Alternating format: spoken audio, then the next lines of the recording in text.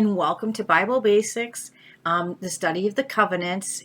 Today, in this video, we are going to take a look at the Bible. And I just want you to grab your Bible right now, and you will need your study guide and a pencil or a pen to write with. All right, so as we begin, I would like you to randomly open your Bible. Just open to any page you want, all right? Just randomly open it. All right, so one of the first questions it says is, where did you open the Bible to? So please write down on your study guide where you opened your Bible to. All right, so if you were sharing this with our group, all right, is it helpful to share the page number that you opened the Bible to? Why or why not? All right, it's not going to be very terribly helpful to open your Bible and to tell someone else the page number that you open to if you're using different Bibles. There are many different forms of the Bible, and all the page numbers are not the same. So we need something else to use to be able to easily find things in the Bible. All right, so that's what we're going to look at right now. And I know for most of you, this is going to be a review. So take it as the easy way to start. All right, so how do we find things in the Bible? Write down how you know to find things in the Bible. What do you do to help you find a passage in the Bible? All right, so we know that there are books listed in the Bible. There are books in the Old Testament and books in the New Testament. The first book of the Bible is Genesis. The last book of the Bible is Revelation. There are 4 Gospels: Matthew, Mark, Luke, and John, and those are all found in the New Testament. All right, so we have a book. So if someone says to open to the book of Matthew, you would go to the New Testament. You would look for the Gospel of Matthew.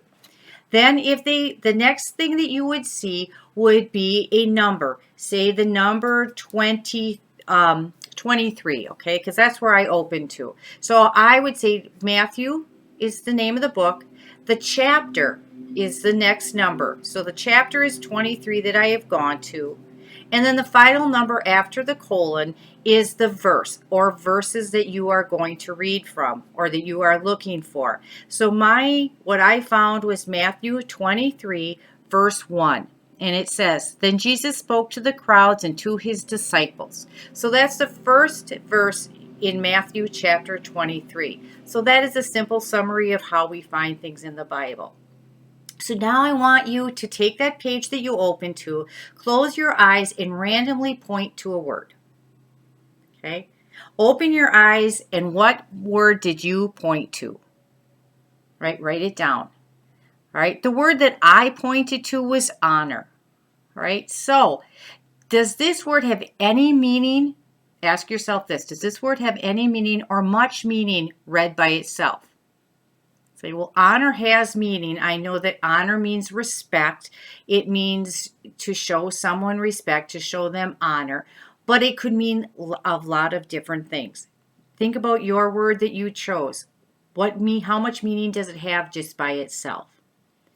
So what do we need to look at to make this word more meaningful? All right, so I want you again to close your eyes, point this time to a sentence, all right? So open your eyes and read the entire sentence to yourself, okay?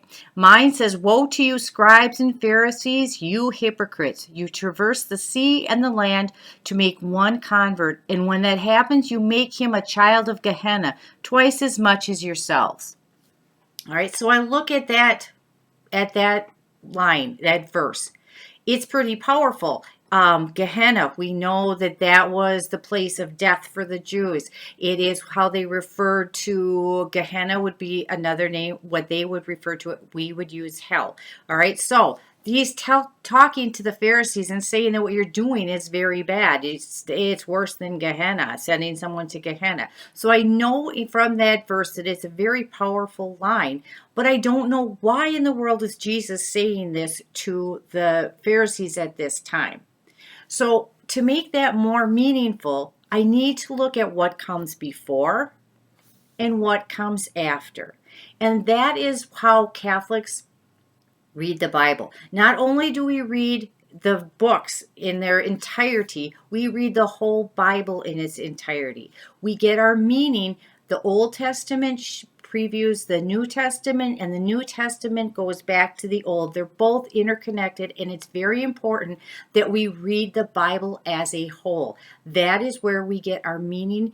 That is where we get our directions from God. So that's what is important for us to remember as we move on through the study of the covenant.